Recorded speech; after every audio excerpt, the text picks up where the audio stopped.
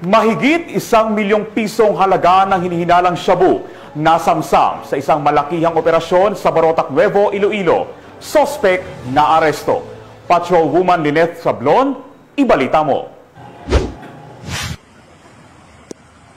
Nasamsam ng mga kapulisan ay hinihinarang shabu na nagkakahalaga ng mahigit 1 milyong piso mula sa dalawang magkaibigan sa isinagawang drug buy-bust operation ng Philippine Drug Enforcement Group at Barotac Nuevo Municipal Police Station sa Barangay Salihid, Barotac Nuevo, Iloilo. Ito lamang ay 12 ng Nobyembre taong kasalukuyan. Kinilala ang mga naarestong suspect na sina Alice Dondon, 43 taong gulang, pansamantalang naninirahan sa nasabing lugar, at si Alice Tablab, 35 taong gulang, residente na Barangay Lagubang, Barotac Nuevo, Iloilo. Nakumpiska mula sa mga suspect ang sachet na hinihinala ng shabu gamit ang 6,500 pesos na marked money. Na-recover pa mula sa kanilang pag-iingat ang 3 maliit na heat seal plastic sachet at 2 knot-tied na plastic bag na naglalaman ng hinihinarang shabu. Tumimbang ito na himigit kumulang 156 gramo at tinataya nagkakahalaga ng 1,060,800 pesos. Batay sa investigasyon ng kapulisan, napag-alamang dati nang nakulong si Alice Dondon noong 2021 dahil sa kaparehong kaso ng iligal na droga, ngunit nakalayan ito 2024. Ang mga suspect ay kasalukuyang nasa kusdiyan ng Barotac Nuevo Municipal Police Station para sa kaukulang dokumentasyon